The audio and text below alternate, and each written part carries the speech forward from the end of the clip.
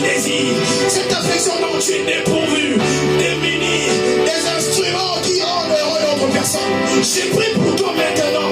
Tu as assez fait semblant que l'Éternel s'occupe maintenant de ton cas. Tu t'es assez occupé de ta famille. Que l'Éternel s'occupe de ta vie. Que l'Éternel s'occupe de ta situation. Au nom de Jésus-Christ.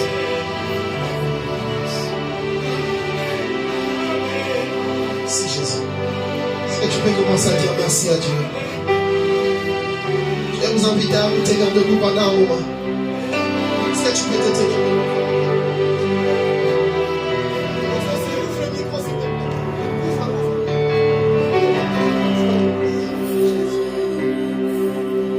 Jésus. Est-ce que tu peux te tenir debout pendant un moment? Merci Jésus-Christ. Merci. Est-ce que tu peux acclamer Jésus très fort? Je disais, est-ce que tu peux acclamer Jésus? Est-ce que tu peux acclamer les rois? Je disais qu'on acclamait le roi des rois. On n'acclame pas les chants, les bancs, on acclamait le modérateur. Mais nous sommes en train d'acclamer celui qui nous a réunis ce matin. Au Timilo, on a poche, au Tigamoa. On a crié des choses à la Kiawa. Mais vous trouvez, on a monnaie à retirer dans Yango. Mais maintenant, on va crier des choses à la Kiawa. Mais vous trouvez, on va décider à retirer dans Yango. Vous trouvez, on va mettre ma bombe en casse, mais la monnaie a décidé à tirer. Mais maintenant, on va quelque chose mettre dans mon continent, dans ma côte. Maintenant, on va tourner, on va mettre dans mon continent, dans ma côte. Et là, vous trouvez, on va gagner bien. Amade, on va pas gagner dans le zéla. Nous voulons louer le Seigneur. Amen. Amen. Est-ce que tu peux dire à ton voisin, je veux louer le Seigneur? En le saluant, aux PC mode. Même il y a un mode de misusu. Quand aux PC, au moins nous avons quatre noms de on comprend bien que dans le bien de ma mode de misusu. Ce que sont. Papa, qui est tes amis, maman, il va mettre la mission. Amen. Amen. Amen. Je chanterai de tout cœur les merveilleux de mon papa Yahweh.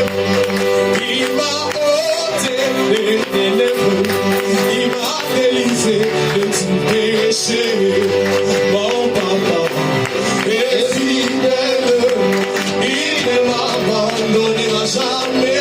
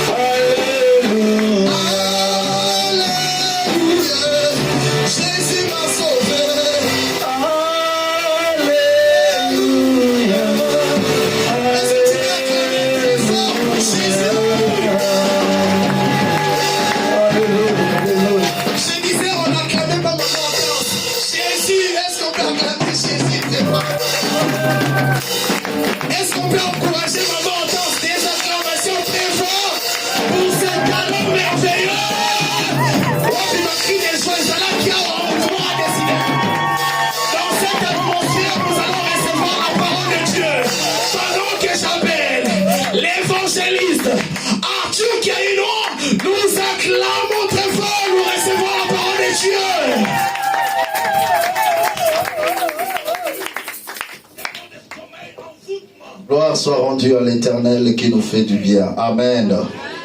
Prions le Seigneur pour la parole de Dieu. Demandons à Dieu de disposer nos cœurs et que sa grâce soit dans nos vies. Nous prions ensemble au nom de Jésus-Christ. Alléluia. Priez le Seigneur, rendez gloire à Dieu pour sa grâce, rendez gloire à Dieu pour son amour. Rendez gloire à Dieu pour sa bonté, sa fidélité. Dieu tellement merveilleux, Dieu tellement bon, Dieu tellement grand. Gloire à l'Éternel Dieu. Dis à Dieu, parle-moi, dispose mon cœur, afin que je puisse t'écouter. Gloire à Dieu. Enlevez-moi l'autre émetteur, s'il vous plaît. Gloire à Jésus. Seigneur notre Dieu, nous sommes reconnaissants. À cause de ta grâce, à cause de ton amour et à cause de ta paix. Tu as bien voulu que cet après-midi, que nous nous réunissons en ce lieu pour écouter ta parole. La Bible déclare, ils seront tous enseignés de Dieu. Dispose nos cœurs, Seigneur, cet après-midi pour que nous puissions t'écouter, expérimenter ta grâce. Donne-nous de l'entendement et de la compréhension de ta parole. Nous voulons sortir de ces lieux bénis, enseignés et restaurés. Dans le nom de Jésus que nous avons prié. Amen. Saluons-nous les uns des autres, acclamez très fort pour la gloire du Seigneur. Que le Seigneur vous bénisse abondamment et que la grâce de Dieu soit avec vous.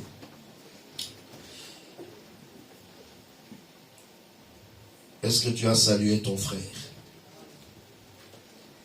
Je n'ai pas vu que tu as salué ton frère. Salue 2 personnes, 3 personnes autour de toi. Dis-leur que vous êtes bénis, vous êtes tellement bien, vous êtes tellement beau, tellement belle par la grâce du Seigneur. Alléluia. Est-ce que quelqu'un entend dans la joie cet après-midi? Non, je pose une question. Y a-t-il quelqu'un qui est dans la joie cet après-midi?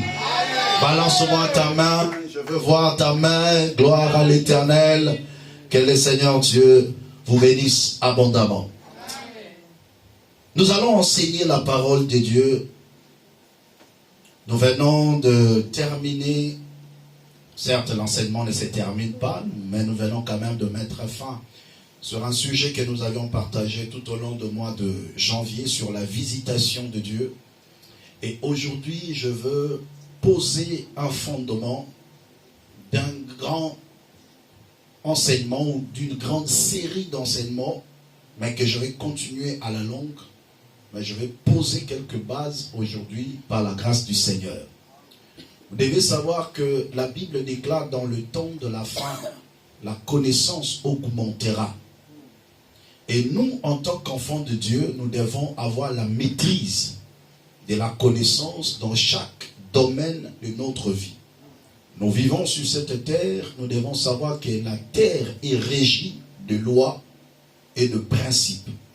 Et celui qui veut expérimenter le progrès, le bannissement sur cette terre, doit emboîter le pas, doit respecter certains principes. Vous devez savoir, même chez Dieu, suivez-moi très bien mon introduction, même chez Dieu, il ne faut pas être seulement un chrétien qui vient, qui prie, qui chasse les démons, qui fait tout ce que vous pouvez faire, tout ce que vous connaissez. Mais un véritable chrétien qui a le souci de s'épanouir, qui a le souci de se développer, doit être un chrétien qui pratique les principes de Dieu.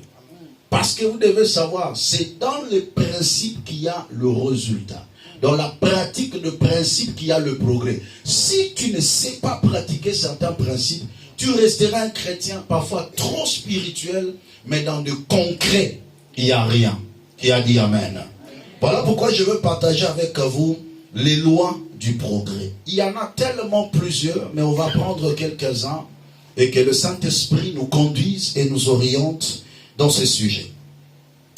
Je vais dire quelques phrases. La vie est faite pour connaître des avancées réelles. Parce que tout ce qui a la vie doit connaître le progrès. Tout ce qui a la vie doit connaître le développement. Vous voyez cette fleur, Même si tu viens après des années, tu le trouveras ainsi. Pourquoi? Parce qu'il n'y a pas la vie. C'est une fleur artificielle. Il n'y a pas la vie à l'intérieur. Qui a dit Amen. Mais si c'était une fleur naturelle, après des temps, vous allez voir que ça continue à pousser. Donc tout ce qui a la vie doit connaître les avancées réelles. De la même manière, l'homme qui a la vie doit connaître le progrès et le développement. Donc, dans ta vie, l'an 2023 ne doit pas être la même chose que l'an 2024. Tu dois connaître le progrès, tu dois connaître le développement et le panissement dans tous les secteurs et dans tous les domaines de ta vie. Je lève ma main, je déclare et je prophétise sur quelqu'un. Que ta vie connaisse des avancées réelles. Au nom puissant de Jésus-Christ. Que ta vie ne s'étagne pas. Que ta vie ne reste pas fixe. Que ta vie ne reste pas statique. Mais que ta vie connaisse de progrès au nom puissant de Jésus-Christ. Il y a des choses que tu n'arrivais pas à faire hier. Mais qu'aujourd'hui tu dois arriver à faire. Il y avait des choses que tu n'arrivais pas à toucher. Mais aujourd'hui, tu vas y arriver. Parce que ta vie doit connaître le progrès. Cet enseignement, on va commencer par le physique. Et on va toucher aussi le spirituel. Et le Seigneur va se glorifier. Un homme sage, mon père spirituel, le général Saunier, un jour en nous enseignant, il a défini la vie comme étant un jeu où il faut connaître les règles. Mais sauf que ce jeu est rempli d'obstacles. J'aime beaucoup cette définition par la qualité de sa sagesse. Et je vais plus me baser sur cette sagesse. La vie est un jeu. Il y a d'autres personnes qui disent que la vie est belle. D'autres disent que la vie est un combat. Qui a raison, qui a tort? Chacun dit en fonction de ce qu'il a connu dans son parcours. Celui qui est né dans un palais royal, qui grandit, qui n'a jamais connu la souffrance, un jour il va s'exclamer en disant, la vie est belle. Mais nous autres qui sommes nés dans des familles farfelues, décomposées, et parfois que Dieu est en train de vouloir un peu arranger, aménager selon son goût, nous pouvons dire que non, la vie est un combat. Parce que parfois, tout ce que tu reçois dans ta vie, tu as essayé quand même de combattre pour les avoir. Mais en tout, la vie est semblable à un jeu. J'aime même retenir cette définition. Mais dans ce jeu, il faut connaître le principe. Il faut connaître les règles. Mais n'oubliez pas que ces jeux remplis d'obstacles. Donc la réussite dans ces jeux, c'est lorsque tu pratiques des principes. Donc si tu ne pratiques pas de principes, tu n'as pas le résultat. Bien-aimé dans le Seigneur, tu dois retenir dans l'introduction de ce message, dans chaque domaine de la vie, pour connaître des avancées réelles ou le progrès, tu dois pratiquer le principe de ce domaine-là. Mais il va de soi de comprendre d'abord c'est quoi ce principe avant de le mettre en pratique. Parce que celui qui ignore un principe ne peut pas le mettre en pratique. C'est lorsque tu as connaissance de l'existence de ce principe et que tu le mets en pratique, c'est alors que tu connais les avancées réelles. Ainsi comme il y a des obstacles pendant que tu es en train de pratiquer le principe, tu dois marcher dans la persévérance. Tu dois avoir l'audace, tu dois oser. Et tu dois avoir aussi un cœur dur. Tu dois être comme un gagnant qui ne lâche rien. Tu dois avoir la mentalité de la victoire. Et tu dois combattre pour une grande victoire. Et ça, c'est très important. La première loi que je vais vous parler ce matin, c'est la loi de la vie. Chacun doit reconnaître que toute personne qui naît sur terre a une vie en lui. Tel que tu es là, tu as une vie. Cette vie provient de Dieu, parce que c'est Dieu qui donne la vie en accord avec Job qui dit en réalité dans l'homme, c'est l'esprit. le souffle du Tout-Puissant qui nous donne l'intelligence. Mais pour que cette vie se matérialise et soit rendue possible, cela est passé par deux personnes. Un homme et une femme. Qui se sont convenus. Peut-être convenus ou pas. Mais au moins, il y a eu relation de deux personnes. Et il y a eu une naissance de ta vie. Tout le monde n'est pas venu de la même manière dans ce monde. Il y a d'autres qui ont été le résultat d'un viol. Il y a d'autres qui ont été le résultat des concubinages. Il y a d'autres qui ont été le conséquence de l'inceste. C'est-à-dire la relation sexuelle de membres de même famille. Il y a d'autres qui sont nés dans le ménage. D'autres qui sont nés hors du ménage. Les enfants de deuxième, de troisième ou de quatrième femme, ça dépend.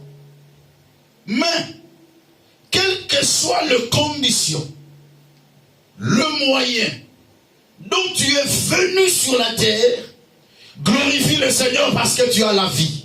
Amen. Et honore ceux par qui tu es passé. Les parents. Éphésiens chapitre 6, versets 1 à 3. Tu ne peux pas connaître les progrès dans ta vie si tu ne sais pas honorer tes parents. Laissez-moi vous parler avec toute la liberté d'esprit ce matin. Ou cet après-midi. Je suis déjà habitué. Éphésiens 6, 1 à 3. Enfants, obéissez à vos parents, selon le Seigneur, car cela est juste. Honore ton père et ta mère. C'est le premier commandement avec une promesse. Afin que tu sois heureux et que tu vives longtemps sur terre. Le premier principe, la première loi sur la terre, c'est la loi de la vie et de l'honneur qu'il faut accorder à celui par qui Dieu est passé pour que tu viennes sur terre.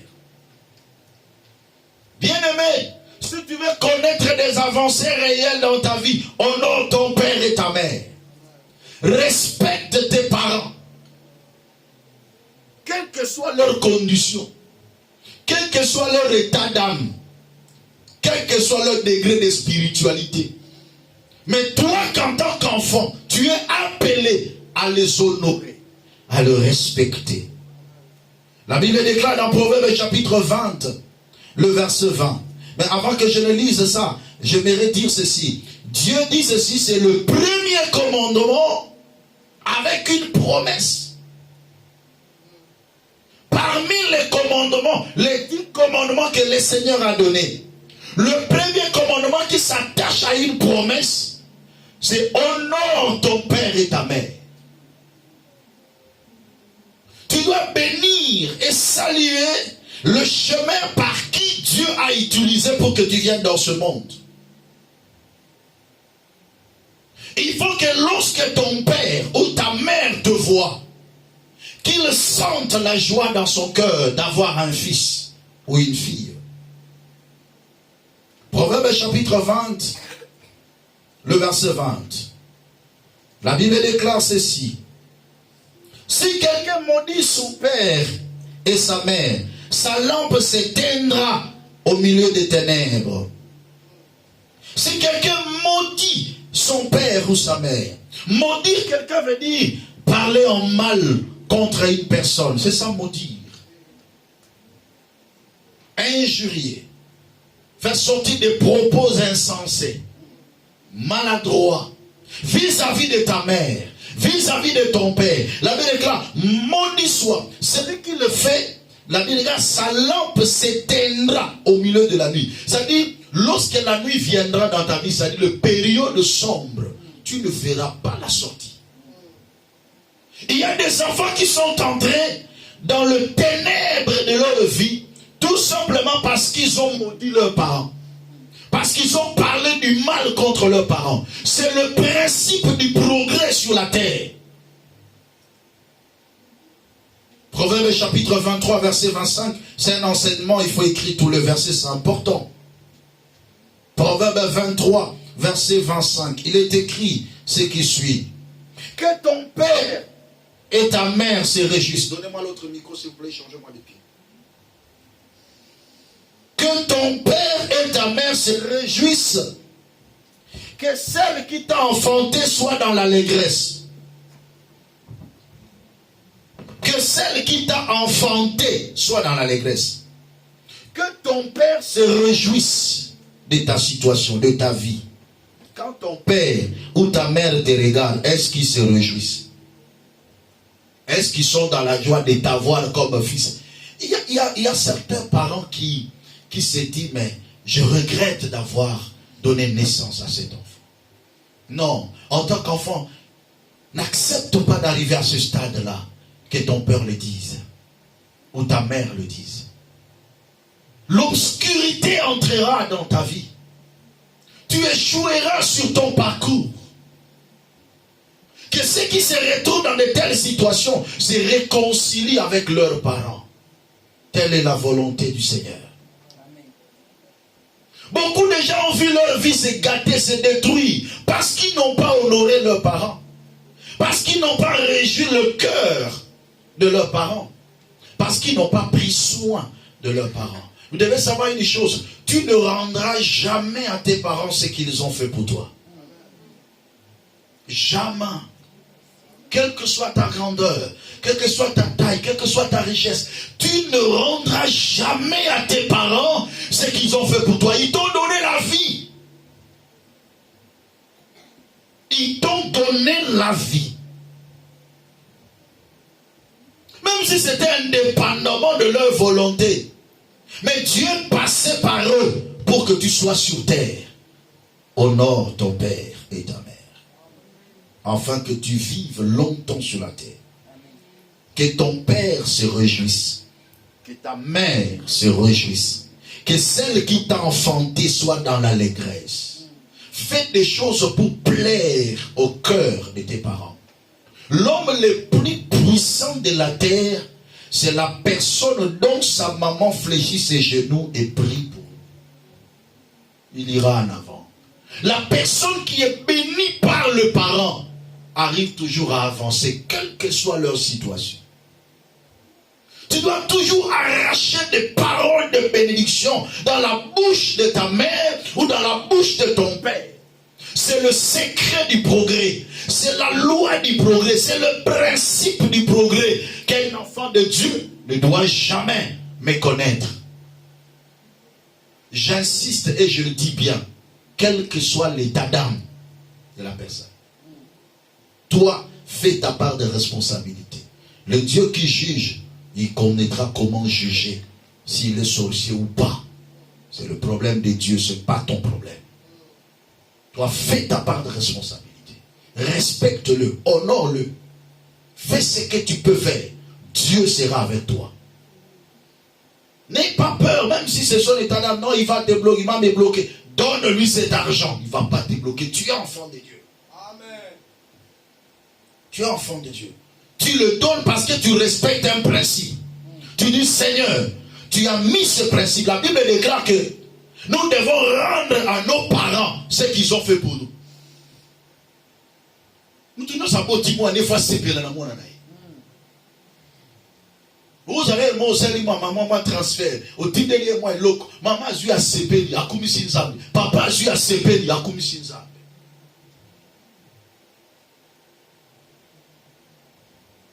Tala mninga yebisai. Utinda. Ezaka question. Tuna question. Tuna question pour ça là. Tala mninga, tuna question. C'est que vous se reprochez bino. Tala mninga, tuna question ba utinda. Tuna kama lembe kaka.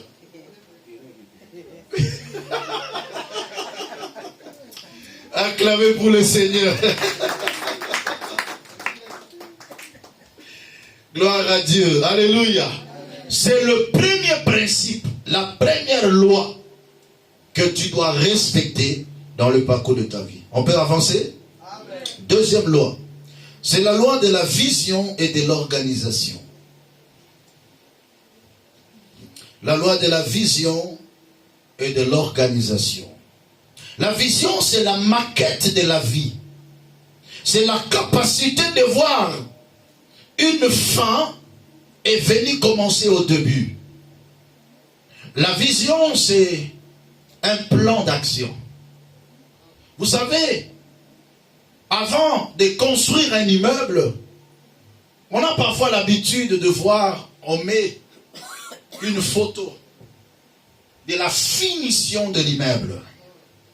Et après quelques temps, quand vous allez passer, vous allez voir la photo et la réalité se corroborent. C'est ça qu'on appelle la vision. La vision, c'est déjà une maquette.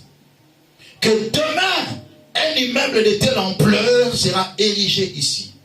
Tu dois avoir une vision sur ta propre vie. Ta vision sur une année. Ta vision sur 2 ans, sur 5 ans, sur 10 ans. C'est le principe de planification et de l'organisation. La réussite, le progrès dans la vie, c'est être capable de concevoir quelque chose. Et la vision jaillit par les idées que le Seigneur met en nous. Vous devez savoir une chose, que la grande richesse que Dieu nous donne, ce sont des bonnes idées, des bonnes pensées, mais qu'il faut savoir exploiter.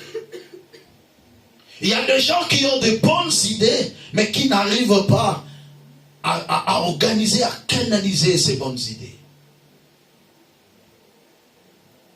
Proverbe chapitre 21, verset 5.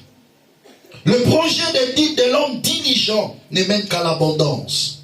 Mais celui qui agit avec précipitation n'arrive qu'à la disette. Ne sois pas de ceux qui font des choses par précipitation ou par spontanéité. Mais sois de ceux qui organisent les choses et qui prévoient. Un homme prudent voit le mal de loin et se cache. La vision, c'est voir la fin et venir commencer au début. Est-ce que tu as une maquette sur ta vie? Dans 30 ans, qu'est-ce que tu seras? Quelle est l'image prophétique de ta vie que tu as dans 30 ans? Quand tu auras 30 ans, quand tu auras 50 ans, qu'est-ce que tu seras? As-tu une image prophétique? La vision, c'est la capacité de réfléchir sur la vie. Le développement des images et des maquettes dans l'esprit. Parce que la qualité de la vie d'une personne dépend de sa vision.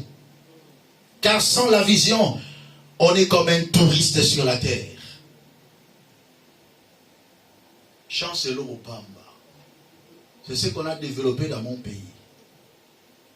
Non, ne vis pas en cela. Je sais que nous croyons à la grâce de Dieu. La grâce de Dieu existe. Le miracle aussi existe. Mais sois un planificateur. Ne fais pas des choses comme par hasard. Par hasard. Mal perdu. Papa na maman comme Oswana.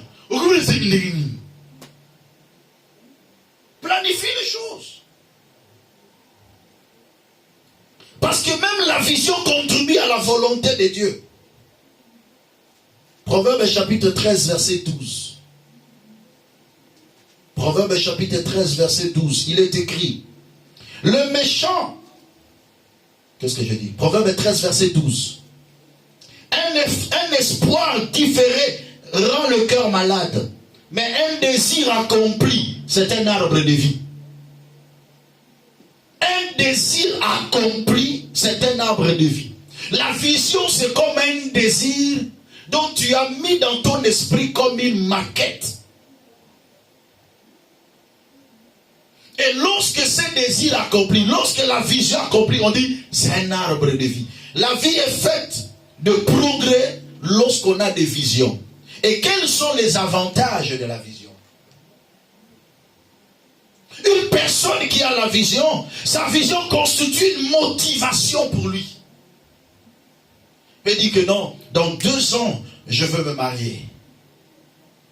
Donc il se voit déjà dans 2 ans épouser une femme ou être dans un mariage. il le met dans son esprit. Il dit dans 2 ans, je n'ai pas le temps de perdre. Ça crée une motivation d'avancer. Parfois, il fixe même les dates. Il y a des gens qui ne savent pas le mystère même de la date. Ils n'arrivent pas à fixer une date sur un projet qu'il a. Qu'est-ce qui va se passer? Il y aura la loi du report. Report à nouveau. Report à nouveau. Je vais le faire. Je vais le faire. Non. Fixe-toi une date. Ça crée une motivation. La vision crée la discipline et le sérieux. Beaucoup de gens qui ne sont pas disciplinés et qui ne sont pas sérieux, ce sont des gens qui n'ont pas de vision sur eux-mêmes. Frère, si tu as une vision de construire un foyer, papa, est-ce que tu as le temps de sillonner tes regards par-ci, par-là?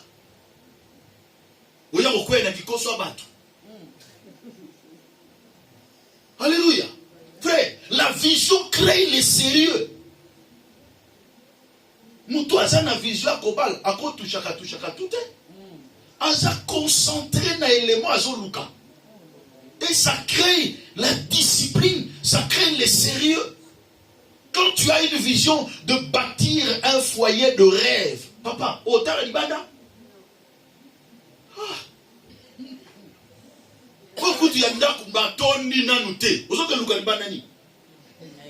Et l'ora malonga pesati. Non. Soyez une vision de créer un foyer stable, un foyer solide, un foyer béni de Dieu. Alors, ça va créer la discipline en toi. Ça va créer le sérieux. Tu n'es pas sérieux parce que tu n'as pas une vision. Un homme ou une femme qui a une vision même sur ses enfants, il sera sérieux dans ce qu'il fait. Parce qu'il sait que mon éducation, ma façon de se comporter, j'inculque quelque chose à mes enfants. J'inculque quelque chose. Parce que mon papa il y a ma longate. Ma maman il y a ma longate. Alibana pe mwana nyoka. Mutu namnanzela na ye. Parce que tu n'es pas un modèle. Quand une personne n'a pas une vision, ne sera pas un modèle pour une génération. Et il va échouer. Mais quand une personne échoue, surtout un homme qui a échoué, c'est un criminel social. Voilà. Un tueur. Je vous tiens à l'œil. Aucun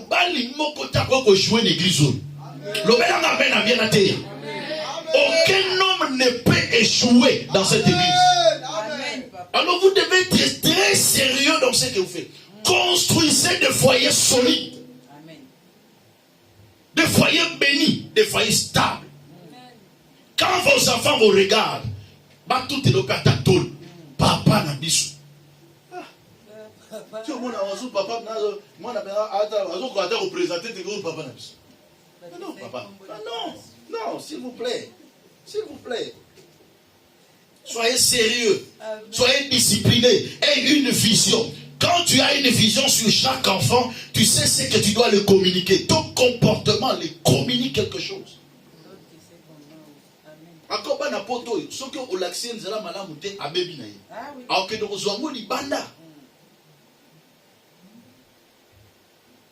J'ai eu quelque chose qui m'a beaucoup touché là.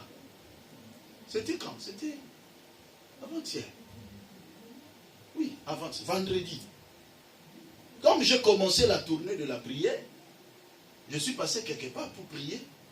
Je suis rentré à la maison un peu en retard.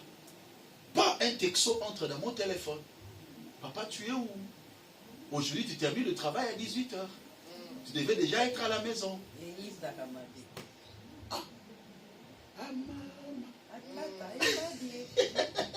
Alléluia. Je prends le téléphone et je regarde et je dis, ok. Ça m'a interpellé. Je lui ai répondu. Tu sais que j'ai des tournées de prière dans des familles. Ah, ok, d'accord. Rassuré. Pourquoi? Parce qu'il sait que, ou elle sait que, son père a l'habitude d'arriver à telle heure. Quand son père termine le travail, il rentre directement à la maison. Mais c'est ça. Les enfants comprennent. Les enfants comprennent. Et quand tu ne sais pas ça, tu peux détruire l'éducation de l'enfant. Tu le communiques. Tout ce que nous faisons là, nous communiquons quelque chose à nos enfants. Parfois sans les savoir. Cet acte enrichit encore mon enseignement. Alléluia. Ça enrichit mon enseignement. Je dis non. Même si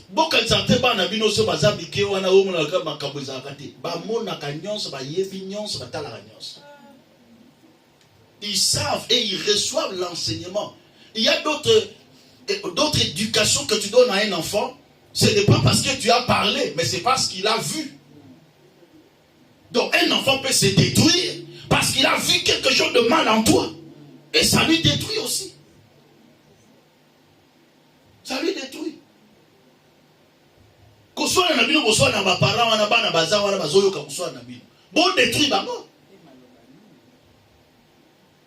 La vision crée la discipline.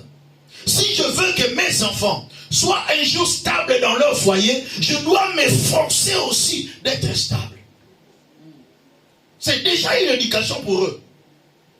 Elle dit que papa n'a besoin de maman n'a besoin, bakola bongo, bakoma bampaka, bazala ensemble et tikala na mutu na ye.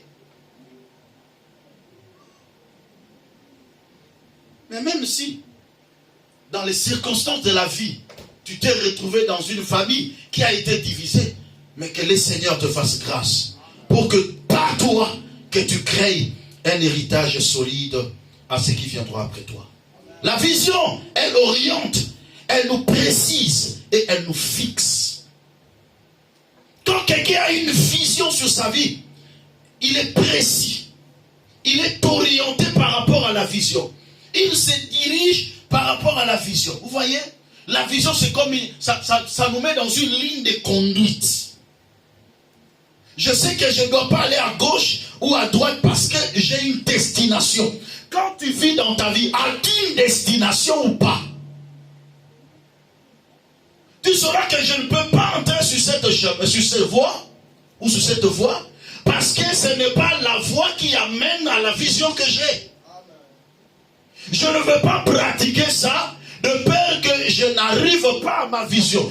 Déjà, la vision te discipline, t'oriente, te fixe et te précise dans le parcours. On sait reconnaître une personne qui a la vision par sa manière de vivre, par sa manière de se comporter. Tu peux avoir une vision sur le mariage, la vision sur ton travail, la vision sur tes affaires, la vision sur tes études. Tu dois avoir une vision. Mais, il y a aussi un élément important. C'est l'inconvénient de la vision. Mais la question se pose, y a-t-il des inconvénients de la vision? Quand je méditais, je me suis repéré parce que une grande partie de mon enseignement, je le tire dans l'observation. Je regarde la vie des gens, comment la vie évolue, comment les gens vivent. Je vois l'histoire de la Bible, je vois aussi l'histoire des gens. Je vois l'observation. Et je me dis, il y a d'autres personnes qui sont victimes de leur propre vision. Quand est-ce que la vision aura des inconvénients? Lorsque il y a une désorientation, quand la vision n'est pas adaptée à tes capacités.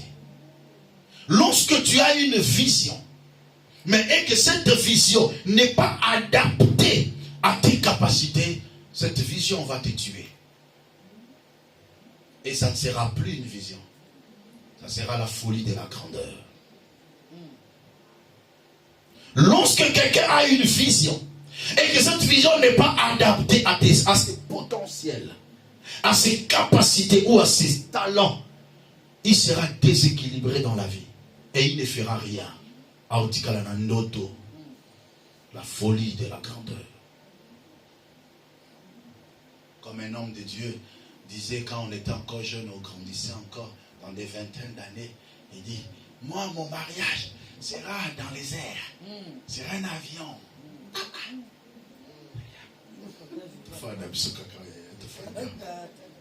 Alléluia. Non mais, il était un prédicateur, un homme de foi. Mais quelle foi? Quelle vision! Mais laissez-moi vous dire et vous choquer. Il s'est marié dans un bar. Voilà. Alléluia.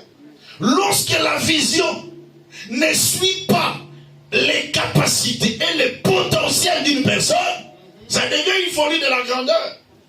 Et ça va te désorienter. Ou tout simplement, ça va te pousser à commettre des forfaits. Aussi Makisi. On a vision de Kio Makasi. Taille ta vision en fonction de tes potentialités. Tu vas y arriver. Deuxième inconvénient. Blocage et manque de réadaptation suite aux aléas du parcours. Lorsqu'on a une vision et que dans le parcours on rencontre des blocages, une personne avisée doit connaître le mystère des réadaptations. La révision de la vision est toujours importante. Naki na vision au salaboy. Mais ce que j'ai rencontré dans mon parcours ne me permet plus d'y arriver. Je change de stratégie. La capacité de se réadapter, c'est important. Mais quelqu'un qui est figé dans sa vision et qui ne sait pas réadapter par rapport aux circonstances, aux aléas du parcours, s'accrochera à sa vision et échouera dans le parcours. Un exemple simple. Atebele bazawa, dans bazagi na kisasa. Tamaki ma classe parfois. Comptabilité, marketing, nini boye, tout ça, relations internationales. Otangi. Ngai, moi dans ma vie, je serai médecin. Moi, je serai avocat. Moi, je serai ministre des Affaires étrangères. Moi, je serai... Ça, c'était des visions quand tu étais où? En Afrique. C'est quelqu'un qui est en train de comprendre. Maintenant, les aléas du parcours. Tu quittes là-bas, tu arrives ici. Mais tu as ta vision. Amen. Alléluia. Amen. Mais tu es face parfois à une réalité. Qu'est-ce que tu dois faire? T'es nos avocats. Yaya.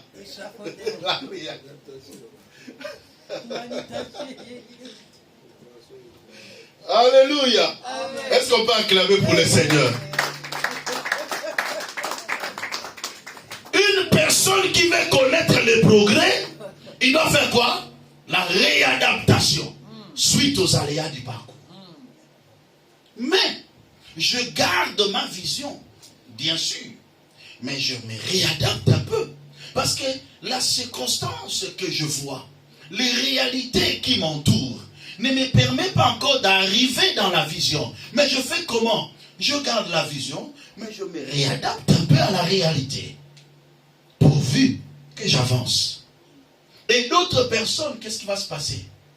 Il peut se créer une autre vision secondaire. Parfois, la vision secondaire qu'il va créer peut le propulser à réussir et il reste dans cette vision secondaire. Mais qui t'a dit que toute vision va s'accomplir? Alléluia. Ne sois pas figé. Réadapte-toi. Alléluia. Réadapte-toi par rapport aux circonstances, par rapport aux réalités. Okomia balobi wa ezo futa yango. Osani, okanga makana wa yo. Aba kende na wa ezo futa di. Ah là là, avancez. Yemsa muninga les avance. Allez, dis-lui encore avance. Réadapte-toi. Mais ça n'a kota na masolo. Allo belano belano ndinga. Kota na masolo, masolo so changer yo tikali kaka. Otika na mtabandoto. Sana usana biro. Yaya bados ba magabi yote. Tikala so biro yo kende kuna yaya kende beta masolo. Alléluia. C'est très important. Les gens aussi comme technicien na poto bazala technicien. Comment technicien? C'est réadapté, papa. La reconversion professionnelle. Voilà. Je vais en parler dans la 3e loi. Est-ce que vous avez compris concernant la vision? C'est très important. 3e loi, c'est la loi de la qualification et du travail. La loi de la qualification et du travail. Chaque homme est un commerçant. La vie est la prestation des services. Mettre au service des autres les talents que tu as, le don que tu as et les capacités que tu as en échange avec un salaire. La vie, c'est la prestation de service. Et l'homme est un commerçant. Ou lui-même, c'est un produit qui doit se vendre. Et il faut bien te vendre pour que tu progresses dans la vie. Mais la première des choses, c'est la loi de la qualification. Dans la vie, tu dois avoir une qualification. Sur le batunio, quelle est ta profession? Osa nani? Ngai, tout terrain.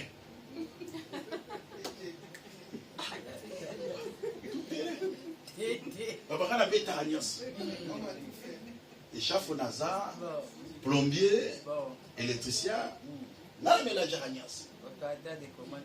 mais c'est bien. Mais tu dois avoir une qualification. Parce que lorsqu'on a une qualification, on sait se focaliser dans ce domaine et on avance plus vite. Et on devient spécialiste dans le domaine.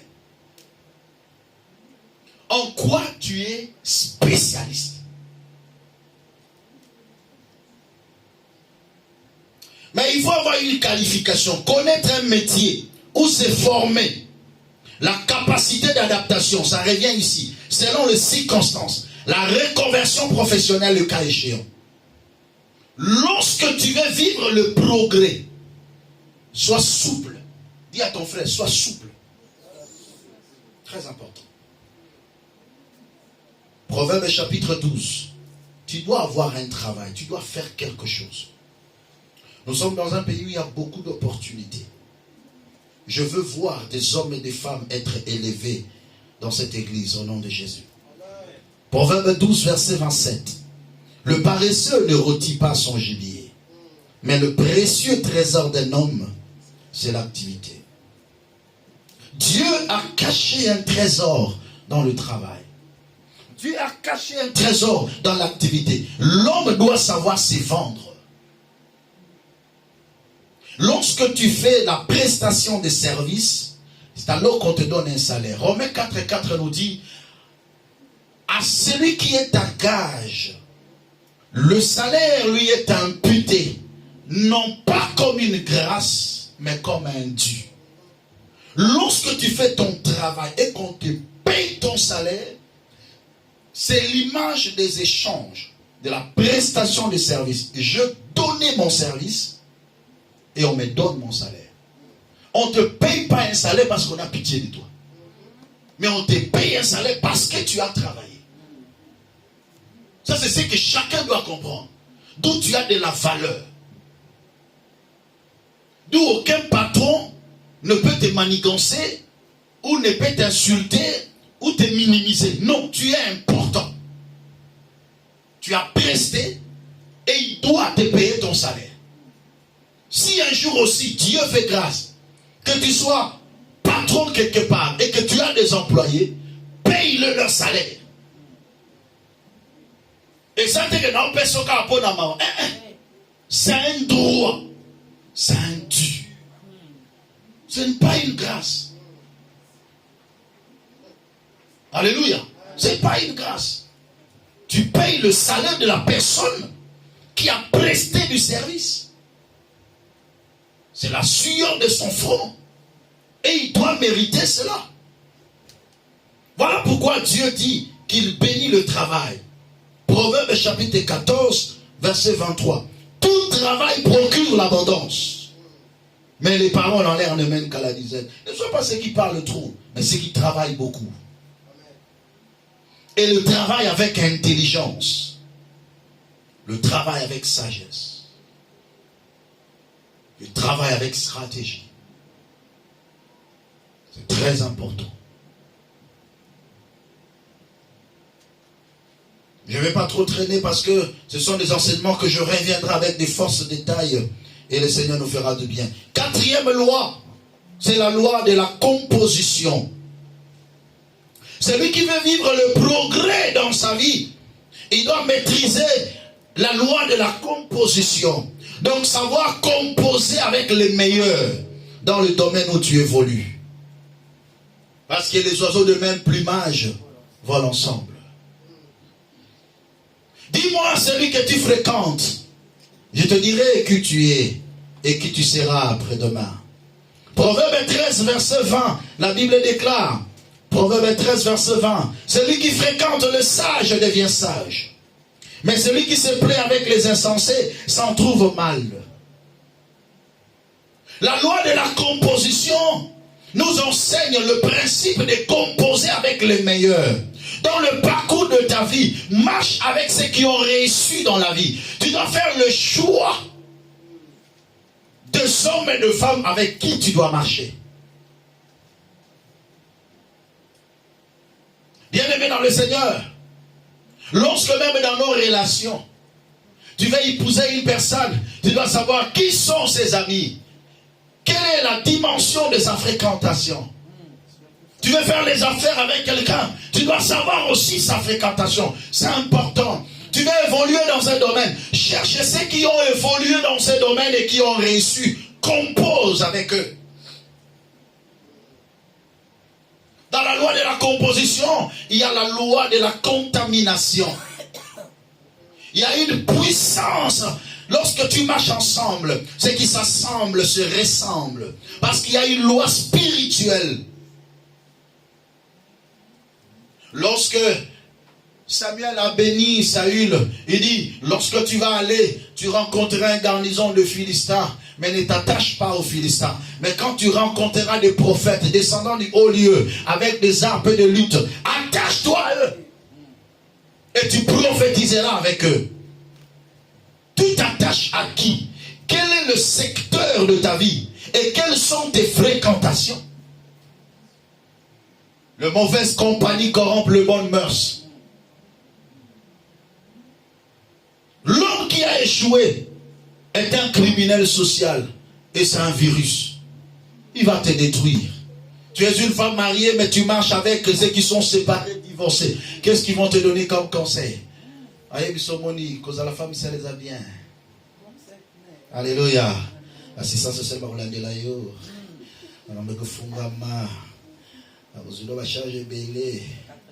Après, la vie s'est détruite. Tu marches avec qui?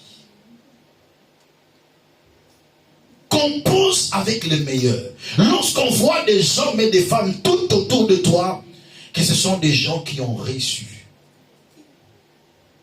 qui vont te communiquer quelque chose, qui auront un conseil à te donner.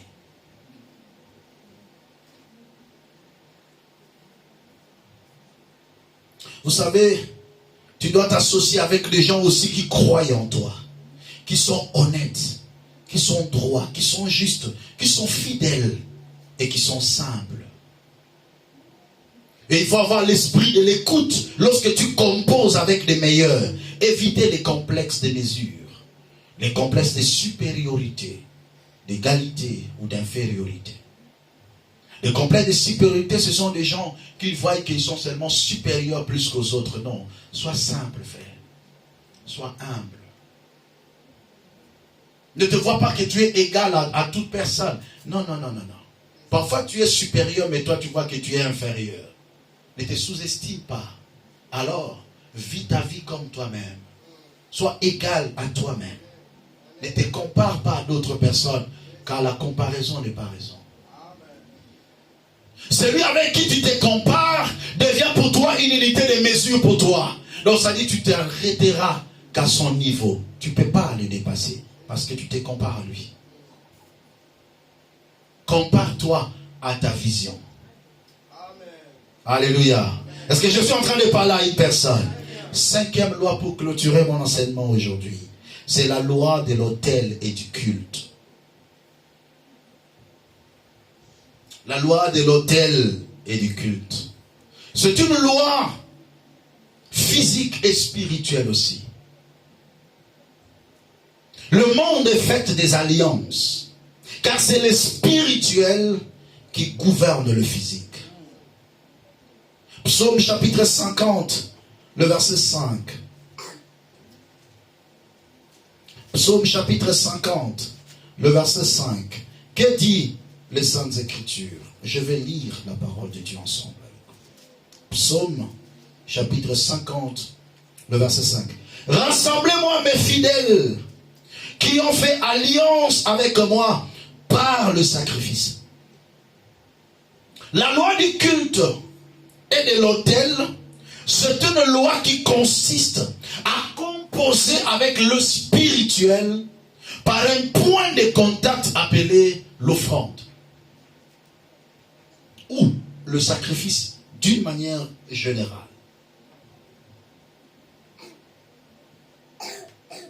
Le monde d'occultisme et le monde spirituel de Dieu respectent le même principe.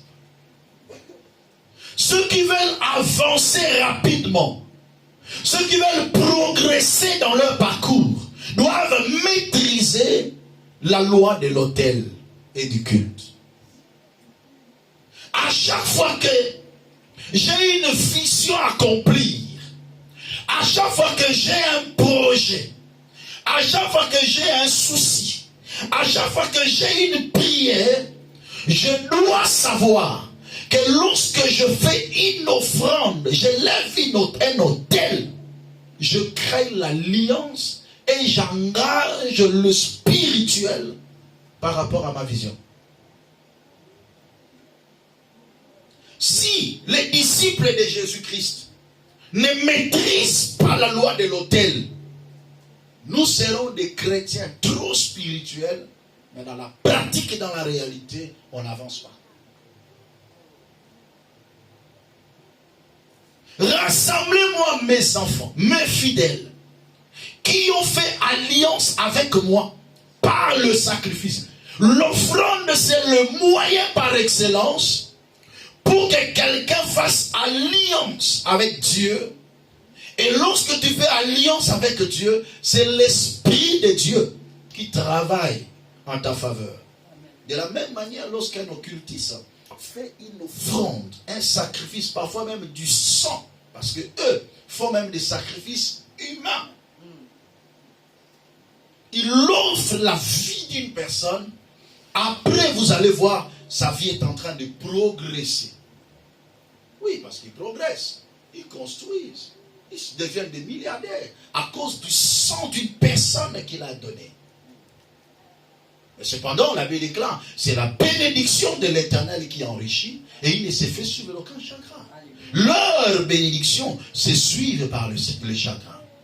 Mais il n'y a que nous, les enfants de Dieu, qui ne maîtrisons pas cette loi.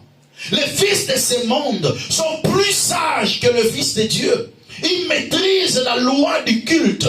Ils maîtrisent la loi de l'autel. Ils savent ériger des autels lorsqu'ils ont un fardeau, lorsqu'ils ont une vision, lorsqu'ils ont un projet. Ils se disent, je donne cette offrande pour telle situation. Il engage les esprits pour travailler en sa faveur. Voilà pourquoi le jour où Gédéon avait vu le Seigneur, dans Juge chapitre 6, Gédéon a vu le Seigneur, l'ange de l'Éternel qui lui est apparu. Il dit, vaillant héros. Il me dit, mais non, moi je ne suis pas vaillant héros. Regarde la situation que nous sommes en train de vivre, c'est dans Juge chapitre 6. La situation que nous sommes en train de vivre, c'est tellement terrible.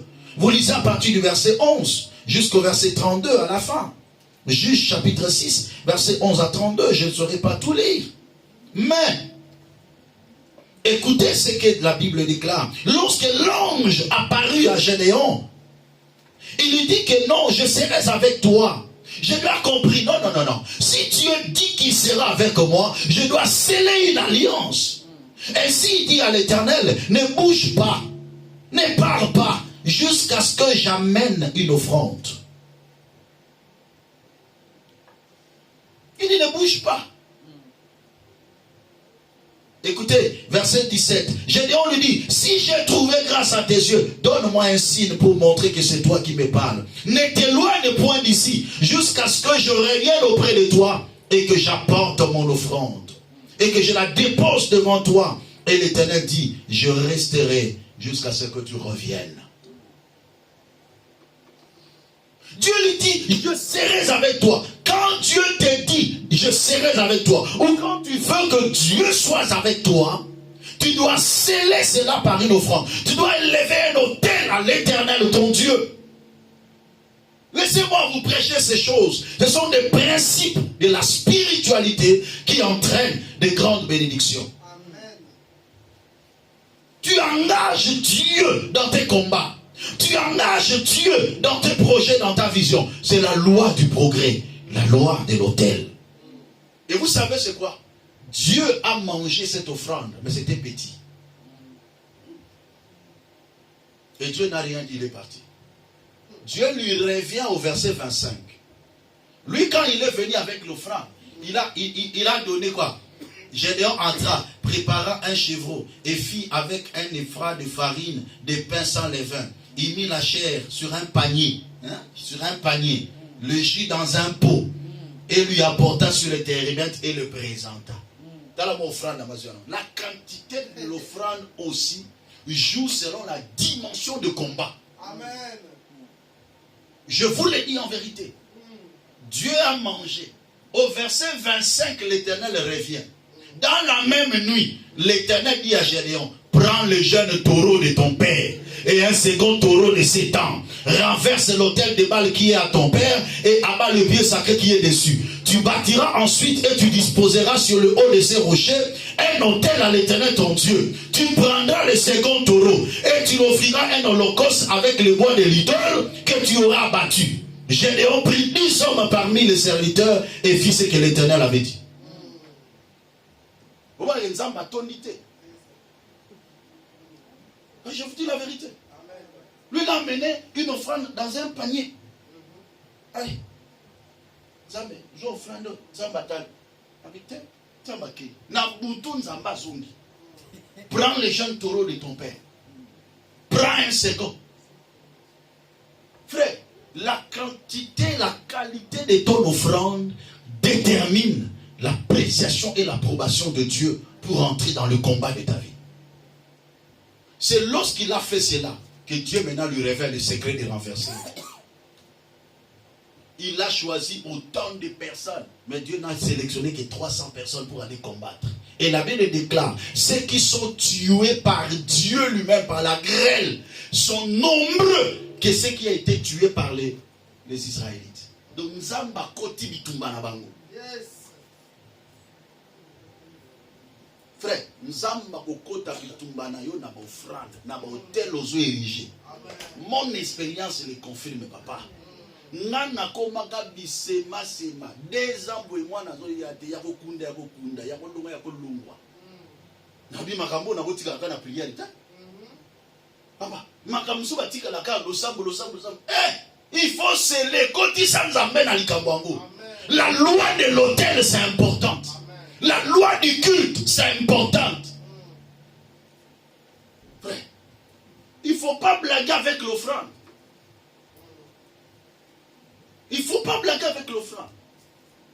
Je dois vous prêcher la vérité. L'offrande est un mystère. Parce que lorsque l'église est bien enseignée, vous allez avancer. Dans Juge chapitre 13, on nous donne encore une autre histoire là-bas. L'histoire de Manoach avec sa femme. Juge chapitre 13, verset 13 à 23. Manoach, sa femme était là, stérile. L'ange de l'Éternel est apparu. L'ange lui dit, je serai avec toi. Tu auras un fils. À partir d'aujourd'hui, ne bois rien, ni liqueur forte, ni vin. Cet enfant qui naîtra de toi, c'est lui qui va vous sauver de la main des Philistins. Elle est allée dire à son mari. Son mari prie le Seigneur. Il dit que l'ange qui nous a visités revienne encore. Cet ange est revenu et il parla à sa femme. Sa femme est allée appeler son mari. Son mari est venu. L'ange a répété les mêmes paroles. L'homme dit, ne pars pas, reste là. Il faut que nous puissions préparer une offrande. L'abbé déclare, il éleva un autel. Le verset 19, verset 18. L'ange de l'Éternel lui répondit, pourquoi demandes-tu mon nom? Il est merveilleux. Manoach prit les chevreaux et l'offrande, fit un sacrifice à l'Éternel sur le rocher. Il s'opéra un prodige pendant que Manoach et sa femme regardaient. L'offrande peut produire un prodige, un miracle. L'offrande attire la faveur de Dieu. Dans Lévitique chapitre 1 verset 3. L'offrande attire la faveur de Dieu. L'intervention de Dieu. Par l'offrande. Je vous dis. Je vous dis.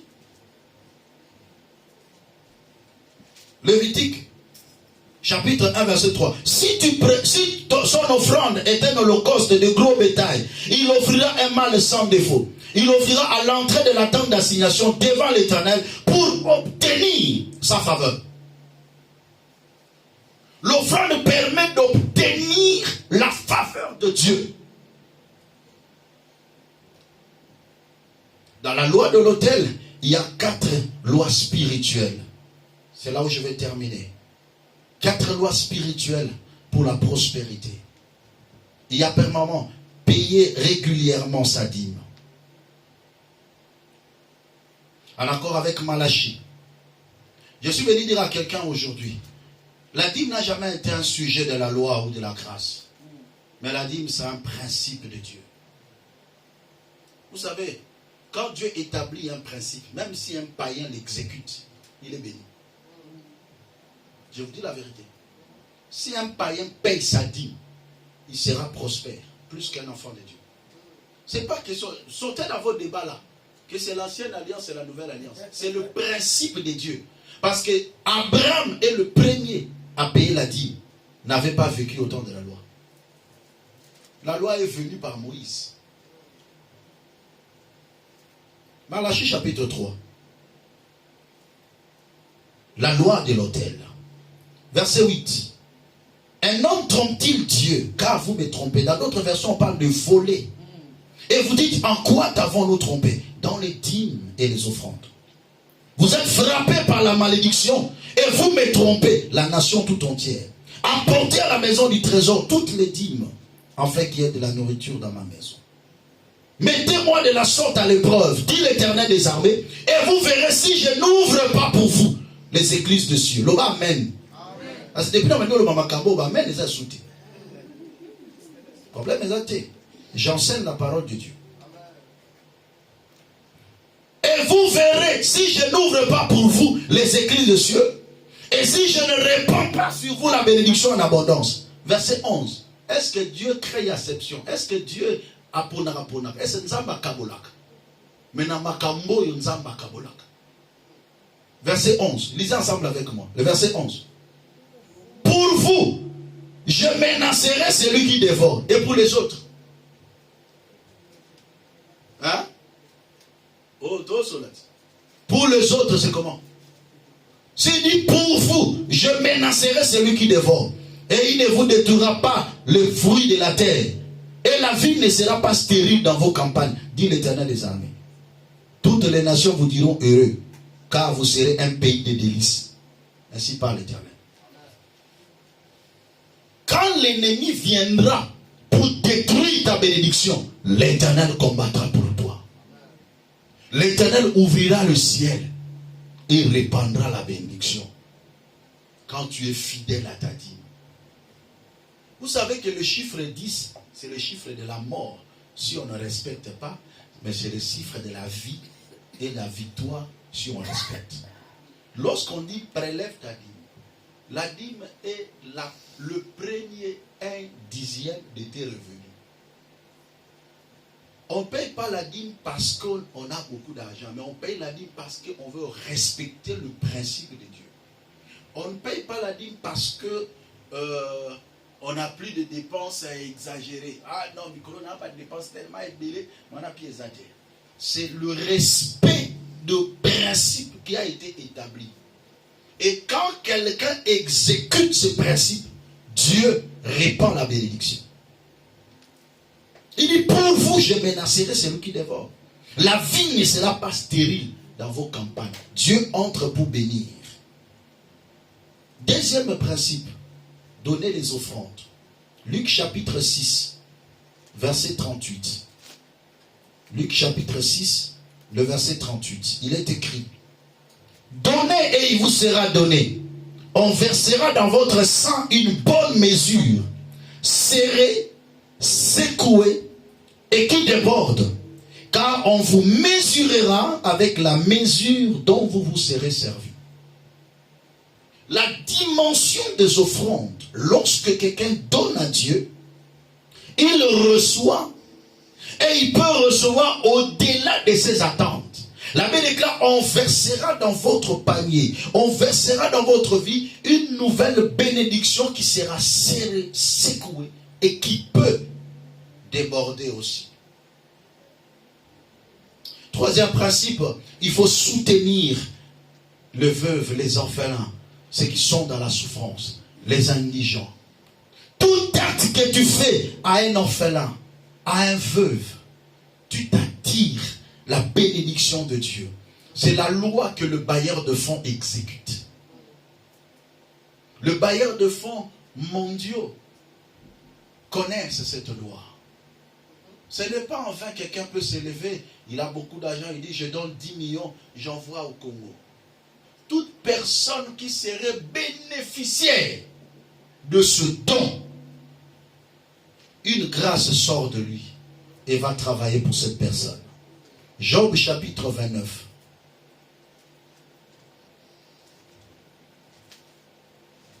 Vous êtes fatigué? Vous êtes là? Ah.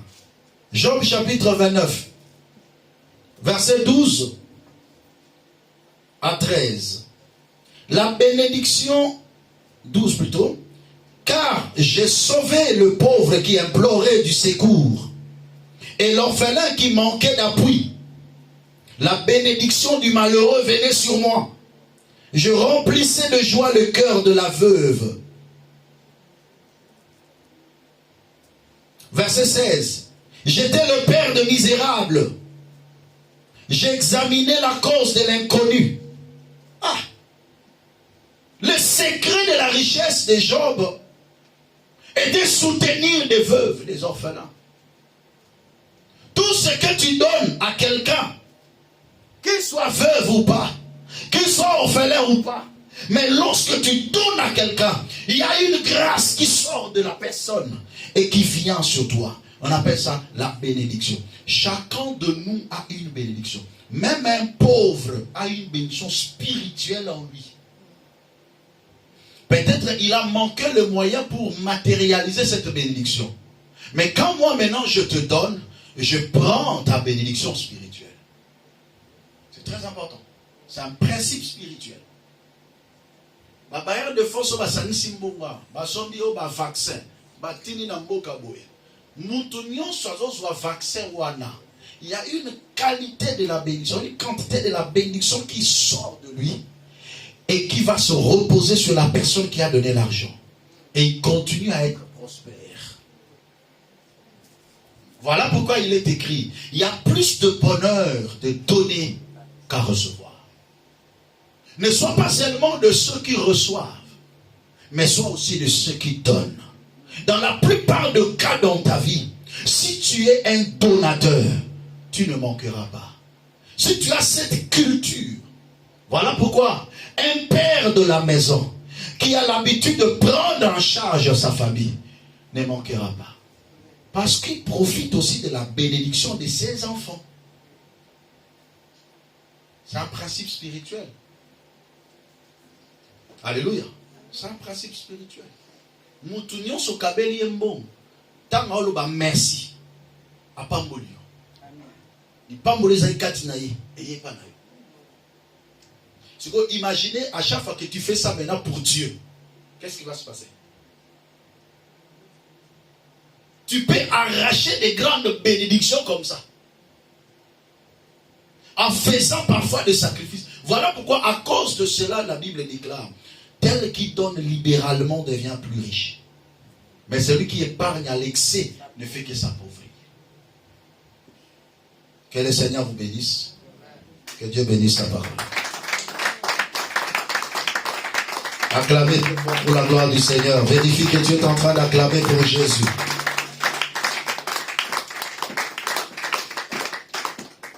On va prier. Aujourd'hui, nous avons vu 5 lois.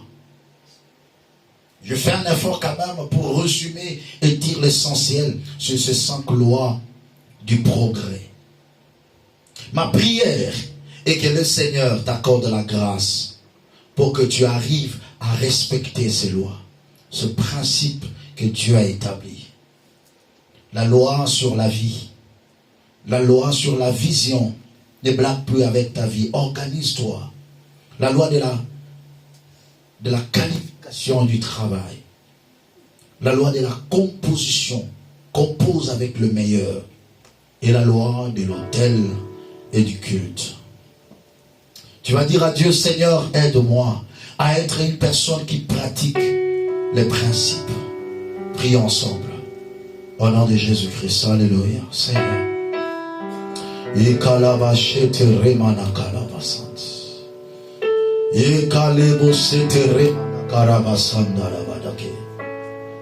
Alléluia.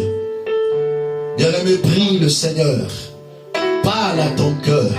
Dis à Dieu, seul je ne peux pas accomplir toutes ces choses. Seul je ne peux pas exécuter ou mettre en pratique tous ces principes. Mais j'ai besoin de toi, Seigneur. Alléluia.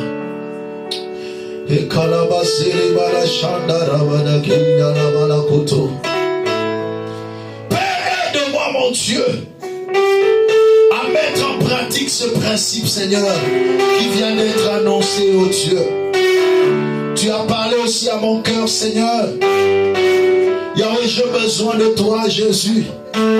J'ai besoin de ta grâce. J'ai besoin de ta faveur dans ma vie, Jésus. Aide-moi, mon Dieu, à marcher selon la vision que j'ai pour ma vie sur mon foyer. Au nom puissant de Jésus-Christ.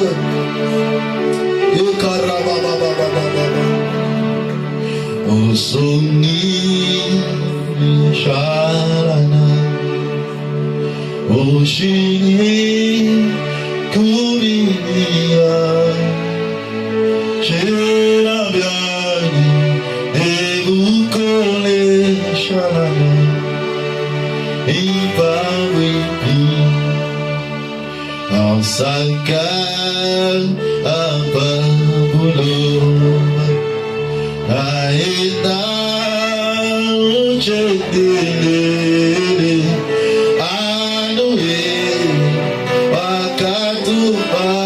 Saka Wakashidino Pavi Pavipi Pavi Pavipi Pavi Pavipi Masiawa Moyo Walichera Yani Dedukole Shalanda Vipa Vipi Pavi Pavipi Pavi Pavipi Pavi Pavipi Masiawa Moyo Walichera Yani Dedukole Shalanda Vipa Vipi Ojibanga Ikono Obanga Yesu Nangoluna yo Okufera Hidai Namakila yo Petola Yesu Kono Ikona Ojibanga Ikono Obanga Yesu Nangoluna yo Okufera Hidai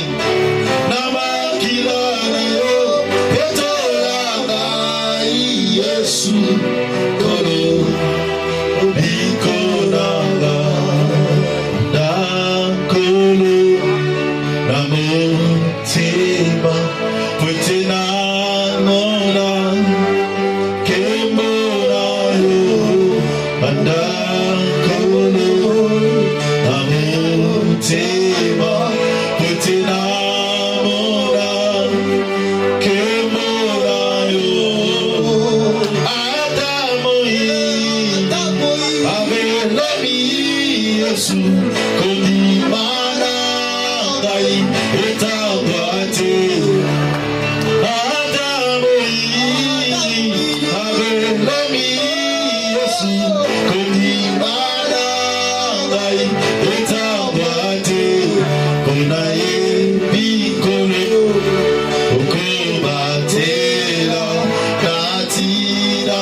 Yesu yango